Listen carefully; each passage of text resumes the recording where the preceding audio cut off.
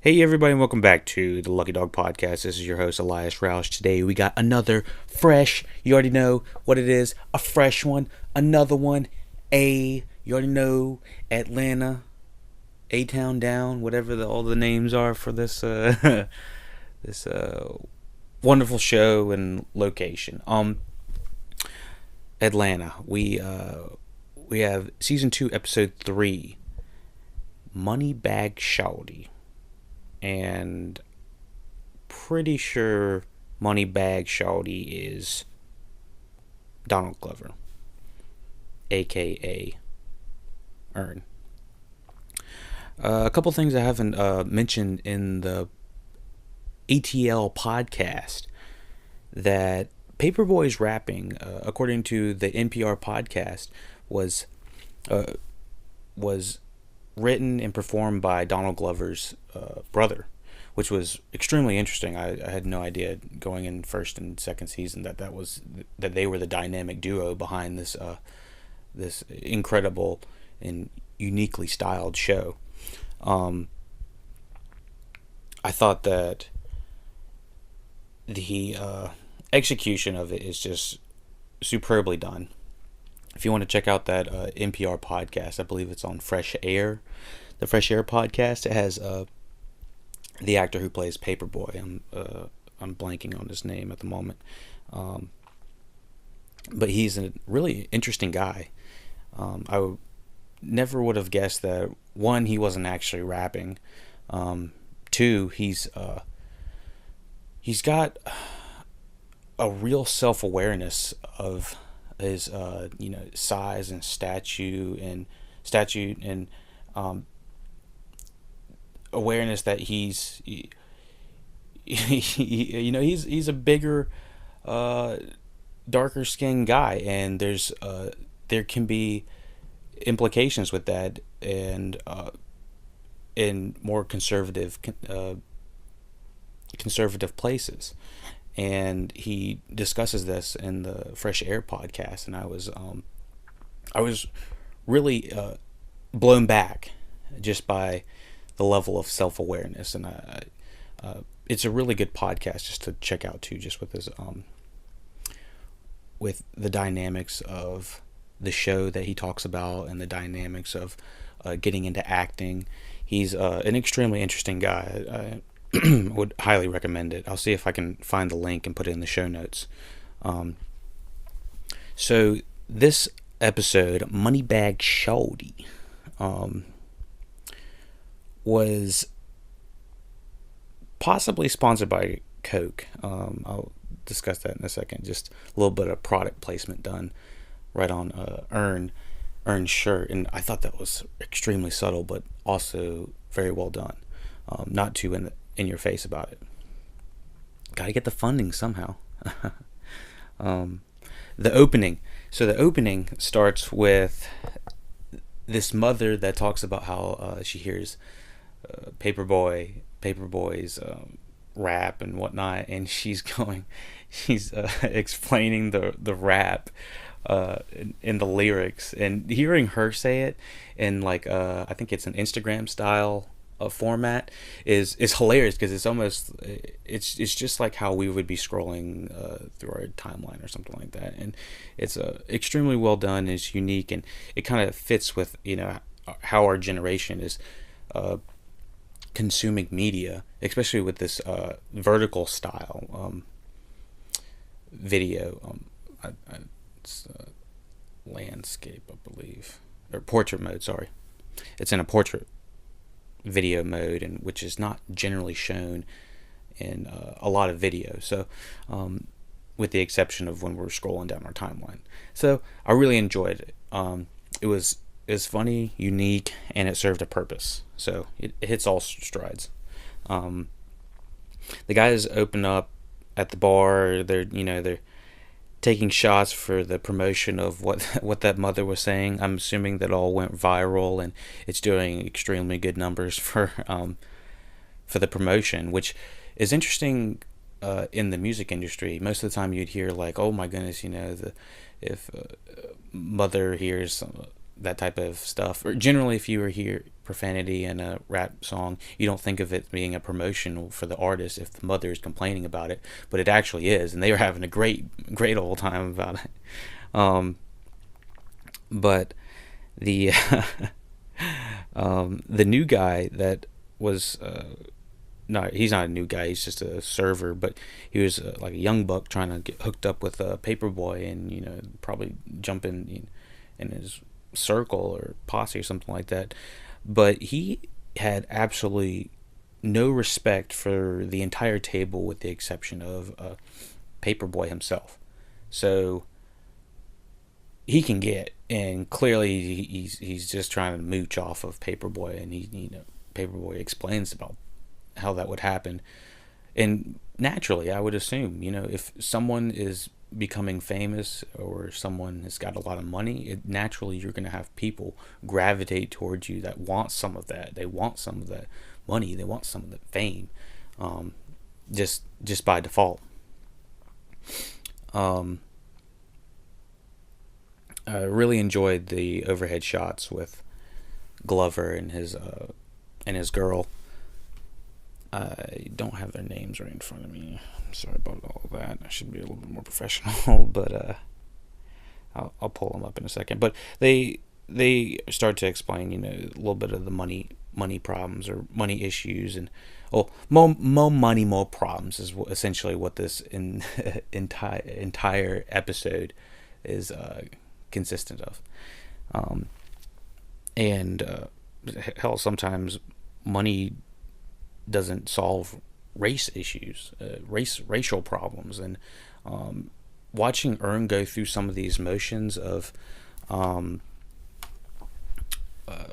dealing with hostess and individuals that aren't taking him very seriously, mostly because I guess he's not dressed up, looking nice or something like that. He's just wearing regular clothes, I guess, and assuming by what they're saying it's racist and stuff like that.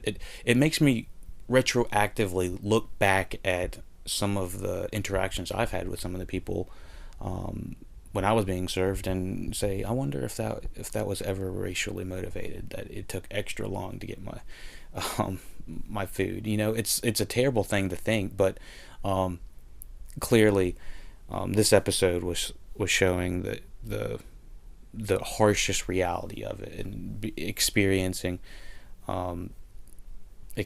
that to the fullest degree. So being one third Latin American, it definitely applies to me. So that's about it. I love the overhead shots with Glover and his girl. Like I always say, this show is shown incredibly dynamic, with dynamic precision. Each shot is methodically thought out, and they just look fantastic. The lighting, the cinematography, that's what it is. The cinematography, and it all really works well together.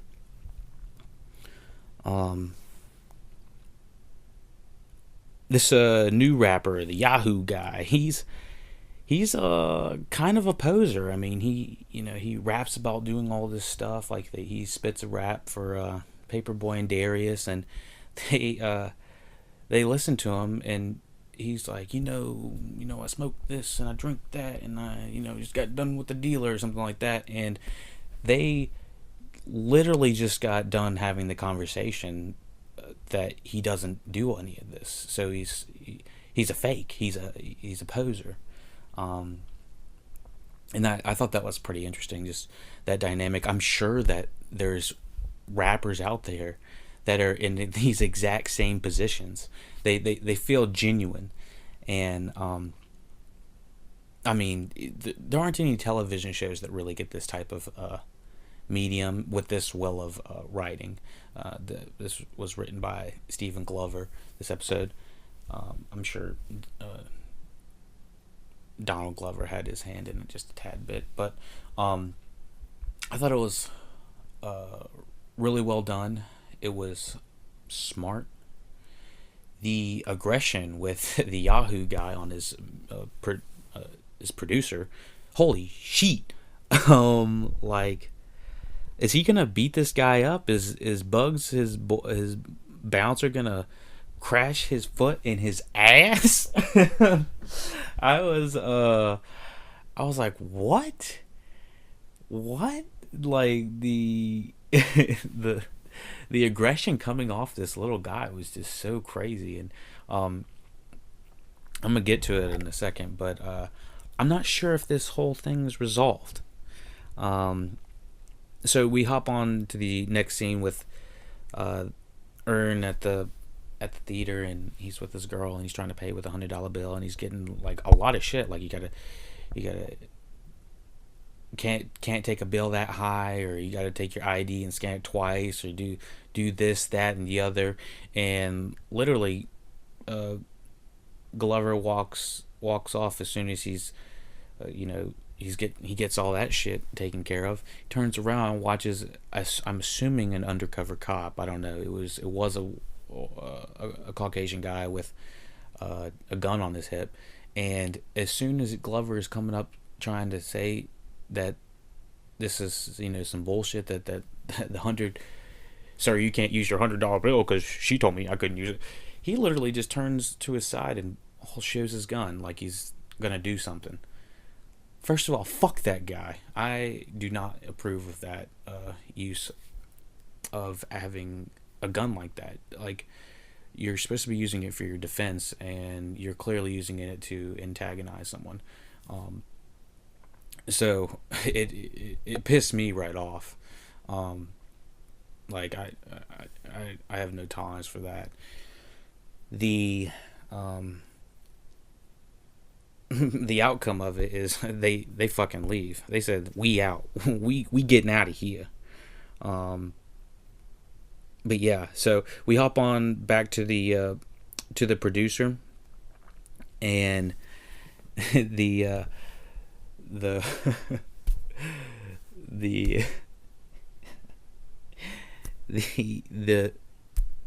program crashes again. And so you know what that means. He's about to crash. Bugs is about to crash that foot in the ass. And Bugs, the Yahoo guy leaves the room first because he was about to explode. Bugs, his boy, tells Paperboy and Darius to get, like, we're getting out of here. Like, y'all should probably leave. That type of thing. Y'all better yabba dabba do, get the hell out of here. The implication of that is just, it was insane. And just, it very much seemed like this producer was about to get an ass whooping for something he has no control over. I wouldn't have this job. I don't know why he's involved with these guys, but we don't really get full resolution to it. So,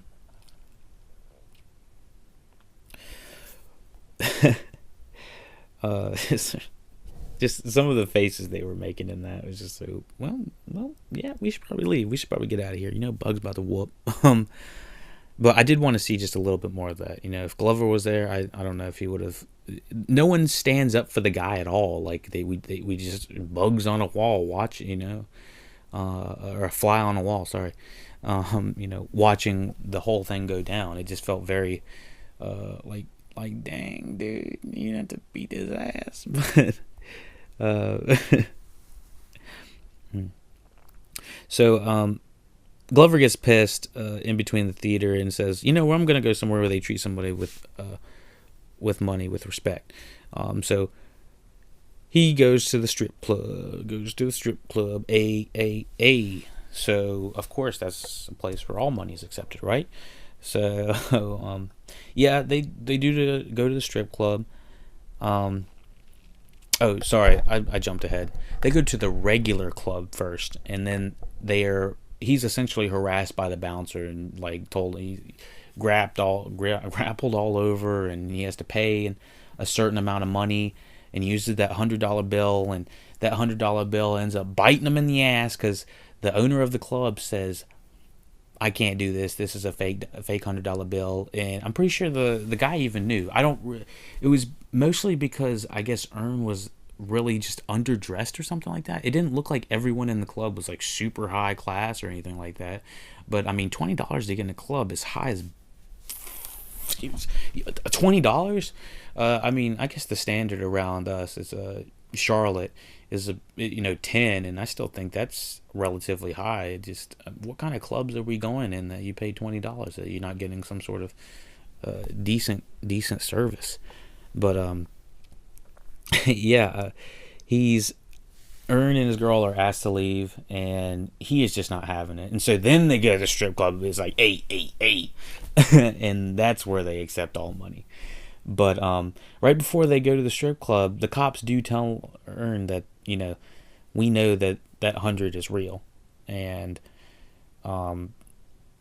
Glover's just kind of standing there, dumbfounded again. Like his entire night so far has just been him chat on the entire time, and it's not looking to get any better.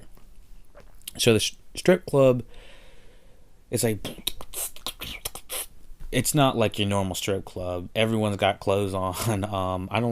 Most of these these shows obviously can't show nudity, so they did their best with showing what they could. The lighting, once again, it's just so stunning. I love the composition of the lights. They really complement the characters and the actors.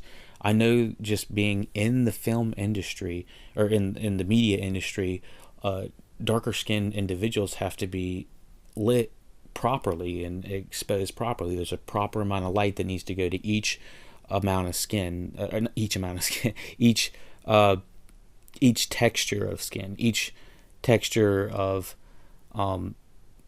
skin has a different amount of light that is sensitive to it, that looks different in the camera.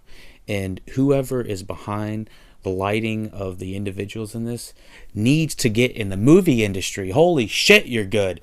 I see professionals that don't even hit this high of quality, like on films and other television.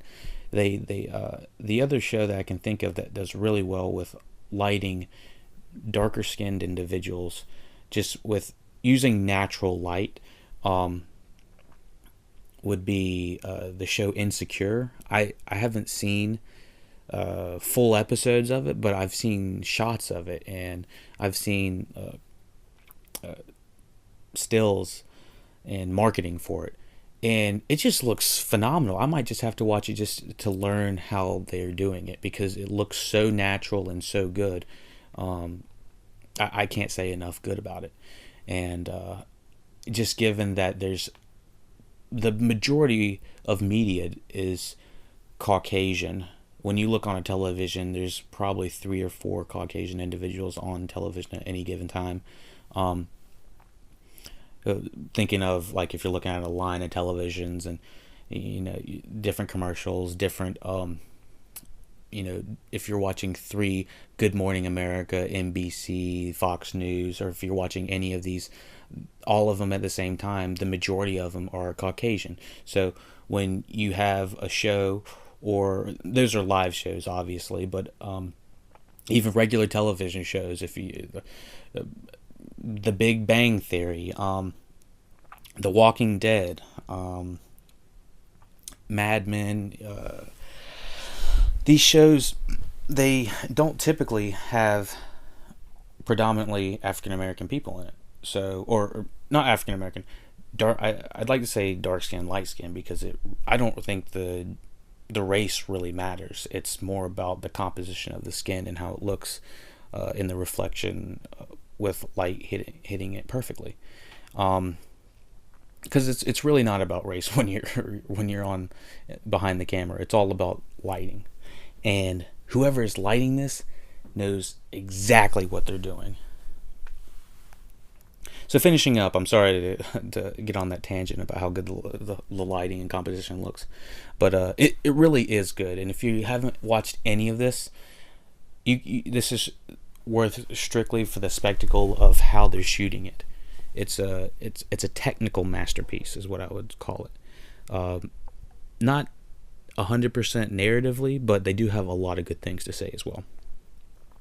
So while in the strip club, I thought it was hilarious while the the the announcer was telling Glover, after Glover gets the Glover, I'm gonna start Earn gets $200, and he's like walking back to the table, and the announcer goes like, "Hey, you better spend that on that girl that's not dancing in front of him," and he's getting peer pressured by just the announcer guy, and he's like, "You in the green jacket with the Coca-Cola shirt on, get your ass."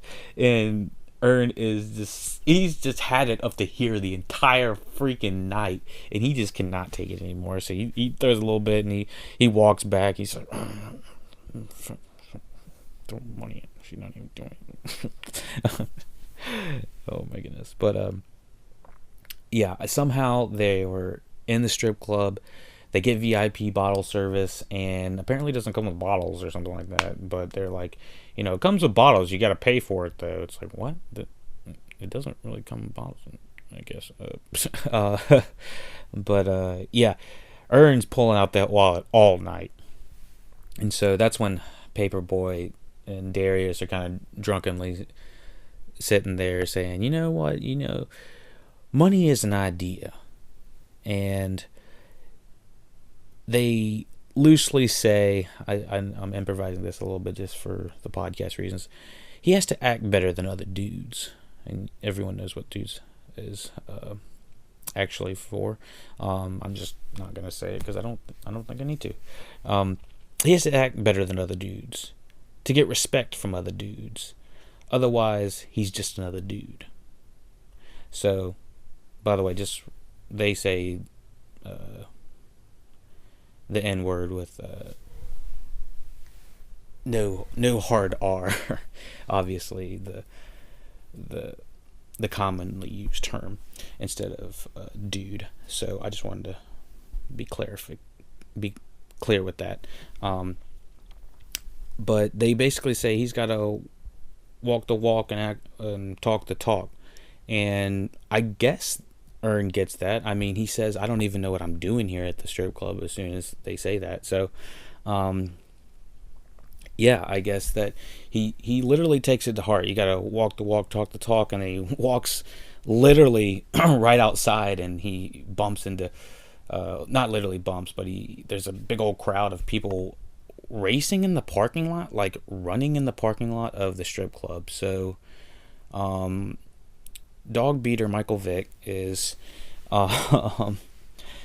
racing people in the parking lot of strip club Onyx. Is that what he's been doing ever since all that stuff went down? Because that sounds about right. That's where he belongs, is in the parking lot of a strip club, just running his butt up and down. Because that's all. I don't have tolerance for that guy anymore. Lost respect.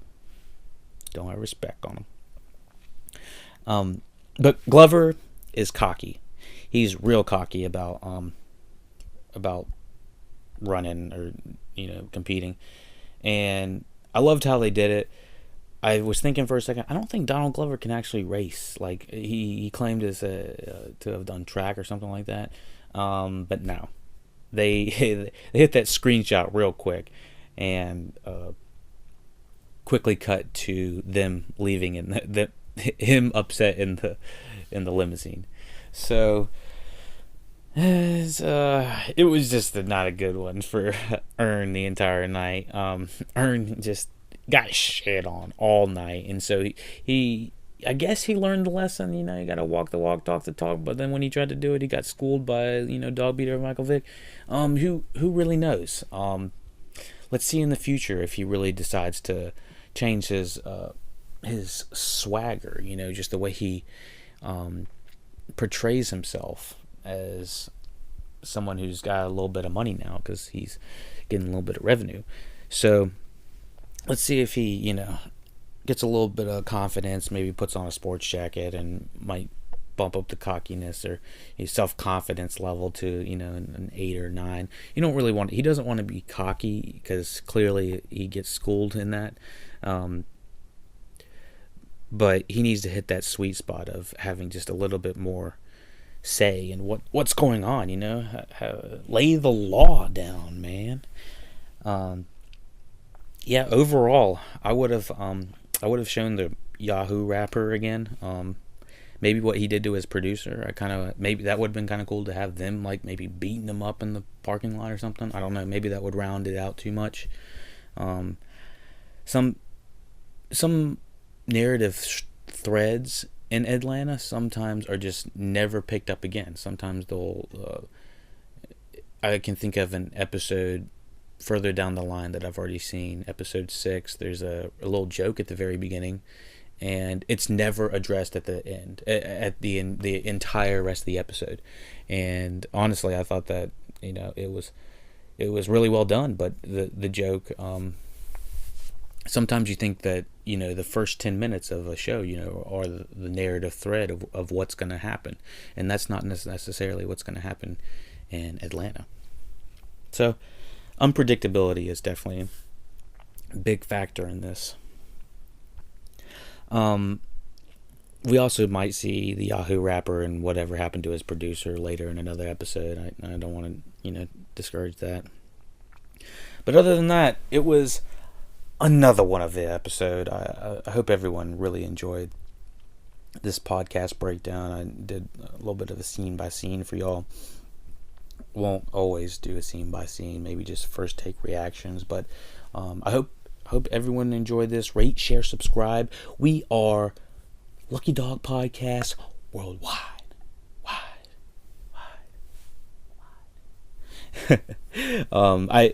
I can't thank you enough for listening. Check out all our other podcasts. We have tons of other podcasts, shows, movies, TV, and just discussions. Check us out. Lucky Dog Podcasts on Twitter. Email us at theluckydogpodcast@gmail.com. Thank you, and take it easy.